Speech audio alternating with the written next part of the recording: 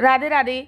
हरे कृष्णा। कैसे हो आप सभी लोग? आशा करती हूँ आप सभी परम मंगल में होगे, स्वस्थ होगे, अच्छे होगे। सबसे पहले आप सभी को एकादशी की बहुत बहुत शुभकामनाएं। इस एकादशी को रम्मा एकादशी भी बोलते हैं, रंभा एकादशी भी बोलते हैं, क्योंकि माता लक्ष्मी से प्रेरित ये एकादशी होती है, अर्थात माता लक्ष्मी को समर्पित ये एकादशी होते हैं। और इस एकादशी का व्रत रखने से आपकी जो भी आर्थिक समस्या आ रही हैं वो सारी छुटकारा मिल जाती है। मतलब ज़िंदगी में जो भी भौतिक सुख होते हैं ना, आपको वो भौतिक सुखों की प्राप्ति हो जाती है। चाहे वो गाड़ी हो, चाहे वो पैसा हो, चाहे वो संतान की प्राप्ति हो, चाहे कुछ भी हो, इन सभी की प्राप्ति आपको रंभा एकादशी का व्रत रखने से प्राप्त हो जाती है। तो आज की वीडियो बहुत ज़्यादा इंटरेस्टेड है, क्योंकि आज की वीडियो में मैं आपको बताने वाली हूँ कि एकादशी तो 27 तारीख की है, फिर हम लोग 28 तारीख को एकादशी का व्रत क्यों रख रहे हैं। अगर हम देखें पूरा पंचांग के हिसाब से अगर हम देखें तो एकादशी तिथि का जो प्रारंभ भी हो रहा है वो 27 तारीख को प्रारंभ हो रहा है। एकादशी तिथि जो है वो 27 तारीख को मनाई जा रही है, लेकिन फिर भी हम लोगों को व्रत 28 को रखना है। ऐसा क्यों करना है? तो सबसे पहले एक बात मैं आप लोगों को क्लियर कर दूं। कार्तिक महीना अपने आप में बहुत विशेष महत्व होता है। वैसे तो सारे महीने जो होते हैं भगवान श्री कृष्ण द्वारा रचित होते हैं, लेकिन कार्तिक का महीना विशेषकर राधा रानी द्वारा रचित होता है। इसलिए कार्तिक के महीने को भगवान श्री कृष्ण जी ने अपना एक नाम दिया है और उसका नाम है दामोदर मास। कार्तिक के महीने में आने वाली रंभा एकादशी जो कि दिवाली से आसपास आती है, और इसमें माता लक्ष्मी की विशेष कृपा होती है। अगर आपको आपकी आर्थिक स्थिति सुधारनी है ना, तो सच्ची में ये जो व्रत है ना, ये बहुत चमत्कारी व्रत है। तो एकादशी का जो व्रत होता है वो त्रिदिवसीय व्रत की श्रेणी में आता था। 3 दिन का व्रत होता है। कभी आप ये सोचो कि एकादशी का 1 दिन का व्रत है और बात खत्म, नहीं, ऐसा नहीं होता है। एकादशी का व्रत 10वीं तिथि से प्रारंभ होता है, जो कि एकादशी 10वीं तिथि पर जैसे कि संपूर्ण ब्रह्मचर्य का पालन करना होता है। 10वीं तिथि पे मांस, मदिरा, लहसुन, प्याज का सेवन नहीं करना होता। 10वीं तिथि पे मसूर की दाल का सेवन नहीं करना, और वैसे भी कार्तिक के महीने में दाल का सेवन किया ही नहीं जाता है, ठीक है ना। 10वीं तिथि पे किसी भी प्रकार की मूली, गाजर, बैगन का उपयोग नहीं करना होता। 10वीं तिथि पे ब्रह्मचर्य का पालन करना होता। 10वीं तिथि पे सूर्यास्त के बाद भोजन नहीं करना होता। 10वीं तिथि पे किसी भी प्रकार से आपको पृथ्वी शयन ही करना होता है। सूर्य ढलने के बाद खाना नहीं खाना होता। तो ये नियम होते हैं 10वीं तिथि के। उसके बाद एकादशी के नियम होते हैं, जैसे कि सुबह सुबह ब्रह्म मुहूर्त में उठना होता है, पानी में कुछ ना कुछ डाल के स्नान करना होता है। देखिए, अगर आप कार्तिक स्नान कर रहे हैं तो बहुत ही सर्वोत्तम है, लेकिन इफ़ इन केस आप कार्तिक स्नान नहीं कर दे तो कुछ दिन ऐसे होते हैं जिनमें आपको कार्तिक स्नान के बराबर फल की प्राप्ति होती है। जैसे कि एकादशी हो गई, जैसे कि पूर्णमासी हो गई, जैसे कि अभी पुष्य नक्षत्र आ रहा है, जैसे कि करवा चौथ हो गया, जैसे कि अभी धनतेरस आएगा। तो इन पे आप पानी में गंगा जल डाल के जरूर स्नान करें। अगर गंगा जल नहीं है तो नदियों में से किसी भी नदी का जो जल डाल के आप स्नान कर सकते हो। अगर सप्त नदियों में से किसी का जल भी ना मिले तो आप दूध डाल के भी स्नान कर, और खाली पानी से आपको स्नान नहीं करना होता। इस बात का आपको ध्यान देना था। उसके बाद पीले रंग के वस्त्र पहनने होते हैं, क्योंकि भगवान श्री कृष्ण जी को पीताम्बरधारी बोला जाता है।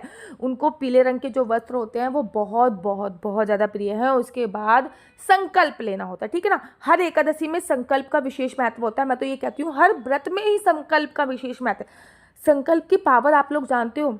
आप इंडिया में बैठे हो और आपने किसी के नाम का संकल्प लिया और वो विदेश यूएसए में है, तब भी उसको उसका फल प्राप्त होएगा। ये होता है संकल्प का पावर। तो संकल्प लेना होता है, फिर एकादशी की कथा पढ़नी होती है, फिर आरती करनी होती है, और उसके बाद तुलसी जी की विशेष पूजा अर्चना करना होती है। जैसे कि हर दिन तुलसी जी पे हम दीप प्रज्वलित करते हैं, लेकिन इस दिन तुलसी जी पे दीप प्रज्वलित करके उनकी कम से कम 4, ज़्यादा से ज़्यादा 108 परिक्रमा करें। तुलसी के पास अपना आसन बिछा के ओम नमो भगवते वासुदेवाय का जाप करें। पूरे दिन किसी की निंदा चुगली नहीं करनी होती है। पूरे दिन किसी से, ये नहीं कि आप फ़ोन पे किसी की चुगलियाँ कर रहे हैं, पूरे दिन सोना भी नहीं होता। यूट्यूब पे आप विष्णु सहस्त्रनाम चला सकते हैं। अगर आपको विष्णु सहस्त्रनाम याद है तो बहुत अच्छी बात है, नहीं तो यूट्यूब पे आप विष्णु सहस्त्रनाम चलिए, और विष्णु सहस्त्रनाम का स्मरण करते करते ही आप अपने घर का जो भी कार्य, क्योंकि व्रत तो सबका है, सबका व्रत नहीं होता। किसी किसी घर में बहुत सौभाग्यशाली होते हैं जिनमें सबका ही व्रत होता है, लेकिन हर किसी के घर में ऐसा नहीं होता, सबका व्रत नहीं होता है। तो उनके लिए खाना इत्यादि आप बना सकते हो, ठीक है ना। उसके बाद शाम की पूजा के वक्त आता है। अब कार्तिक का महीना चल रहा है। ये कार्तिक का महीना ना सूर्य अपनी सबसे नीच राशि तुला में होता है। जब सूर्य अपनी सबसे नीच राशि तुला में होता है तो कार्तिक का महीना बहुत अंधकार में होता है, और ऐसे में कार्तिक के महीने में दीपदान की बड़ी विशेष महत्व होता है। तो वैसे अगर आप पूरे दिन पूरे महीने दीपदान नहीं भी कर रहे हो तो कुछ जो तिथियां आती हैं ना, इस पे जरूर करें। जैसे कि एकादशी पर तुलसी पे दीपदान, घर के मुख्य द्वार पे एक अखंड ज्योत दीपदान, घर के मुख्य द्वार पे 2 दीपक दान, घर के मंदिर में एक अखंड दीपक दान, एक आकाश दीपक दान, एक गंगा दीपक दान, ठीक है ना। हाँ, ऐसा करके दीपदान अवश्य करें और शाम को एक अखंड ज्योत जरूर जला दें, एटलीस्ट कम से कम कार्तिक के महीने में तो जरूर जलाएं। अगले दिन आपको व्रत का पारण करना होता है, किसी ब्राह्मण को पहले खिलाइए, उसके बाद आपको व्रत का पारण करना होता है। लेकिन आज की वीडियो में हम लोग ये जान रहे हैं कि आखिर एकादशी 27 अक्टूबर दिन रविवार को सुबह सुबह 5:25 पे प्रारंभ हो जाएगी। पूरे दिन की एकादशी हमें 27 अक्टूबर को मिल रही है और बहुत सारी जगह एकादशी 27 अक्टूबर को बनाई भी जा रही है, लेकिन फिर भी हम 27 अक्टूबर को एकादशी पूरे दिन की होते हुए भी 28 अक्टूबर दिन सोमवार को व्रत क्यों रख रहे हैं, जबकि 28 अक्टूबर को तो 7:51 पे मोटा मोटा 8 बजे जैसे ही दिन शुरू होता है एकादशी खत्म हो रही है। तो फिर आखिर हम 27 तारीख का व्रत क्यों नहीं रखें। देखिए, शास्त्रों में ऐसा वर्णन आया है, पूरा बात मैं डिटेल में बताऊंगी कि शास्त्रों में ऐसा वर्णन है, जब भी 2 दिन की एकादशी मिलती है तो आपको दूसरे दिन की एकादशी का व्रत रखना चाहिए। अगर दूसरे दिन आपको 1 घड़ी भी एकादशी मिल गई तो वो द्वादशी युक्त व्रत रखने से आपकी सभी मनोरथ पूर्ण होती है। और वैसे भी जो रंभा एकादशी के बाद द्वादशी आती है उसको गोवस्त्र द्वादशी बोलते हैं। कहते हैं इस दिन भगवान श्री कृष्ण जी ने प्रथम बार गैया चराई थी और गोवस्त्र द्वादशी का व्रत रखने से निसंतान को संतान की प्राप्ति होती है, निर्धन को धन की प्राप्ति होती है, गरीब को माया मिलती है, कुंवारों की शादी होती है। गोवस्त्र द्वादशी अपने आप में महाद्वादशी की श्रेणी में आती है। शास्त्रों में ऐसा वर्णन आया है, एकादशी के बाद महाद्वादशी का योग बन रहा है तो आपको एकादशी का व्रत छोड़कर महाद्वादशी का व्रत रखना चाहिए और उस महाद्वादशी का व्रत रखने से आपको 1000 एकादशी के व्रत रखने का फल प्राप्त होता है।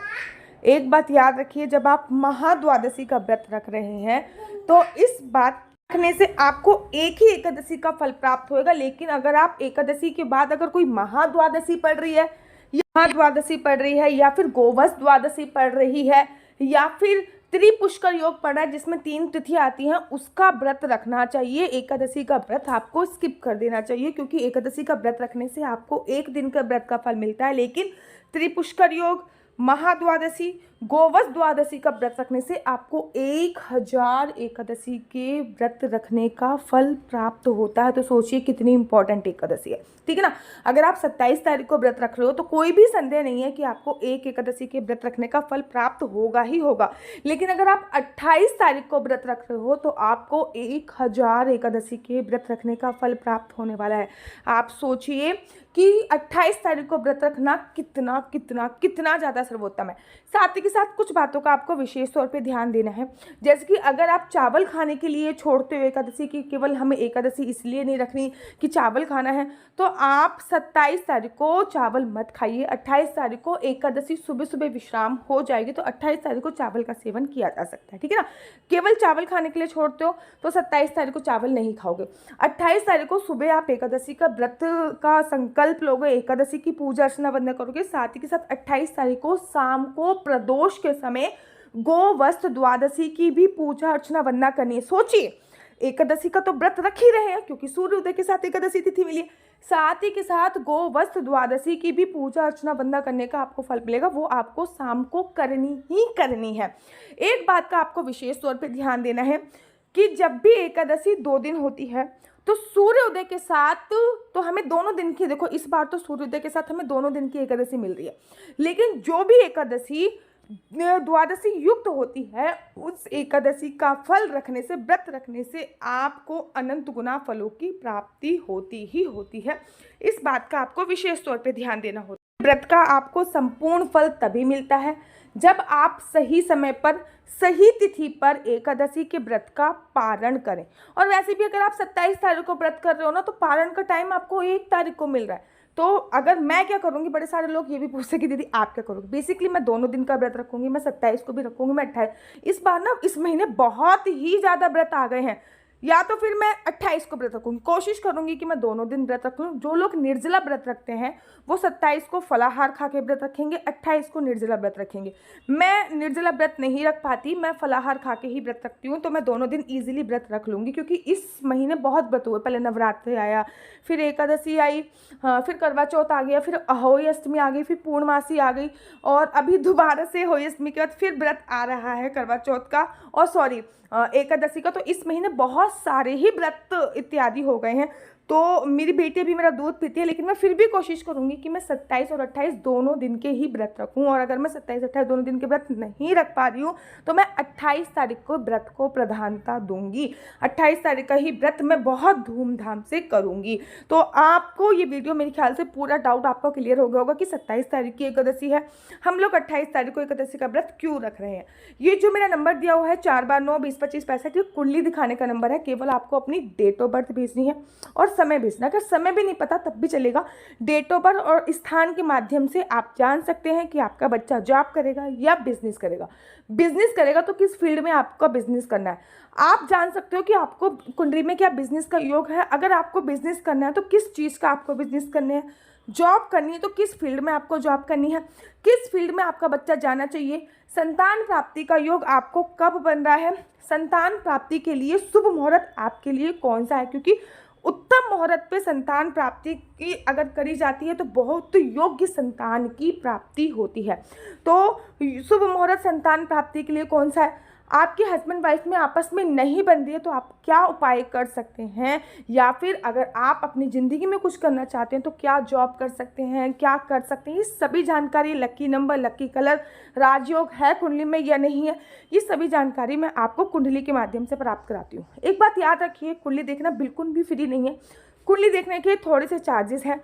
और अगर आपको ये वीडियो अच्छी लगती है और इस नंबर पे प्लीज़ मैं हाथ जोड़ के रिक्वेस्ट है, क्योंकि मैं हर किसी से बोलती हूँ कि इस नंबर पे कोई भी क्वेश्चन पूछने के लिए फ़ोन मत कीजिए, क्योंकि मेरी बहुत छोटी बेटी है और आप मेरे 2.5 लाख यूट्यूब का परिवार है। अगर हर कोई मुझे फ़ोन करेगा तो मेरा पूरा दिन केवल आपके क्वेश्चंस के आंसर देने में ही निकल जाएगा। तो इस नंबर पे कोई भी क्वेश्चंस पूछने के लिए मुझसे फ़ोन मत कीजिएगा। अगर आपको मेरी वीडियो अच्छी लगती है तो आप अपना यूट्यूब चैनल हरी बोल को लाइक शेयर सब्सक्राइब करना बिल्कुल भी मत भूलिए। तब तक के लिए मुझे दीजिए इजाज़त। राधे राधे, हरे कृष्णा। आप सभी को एकादशी की अनंत और अनंत शुभकामनाएं।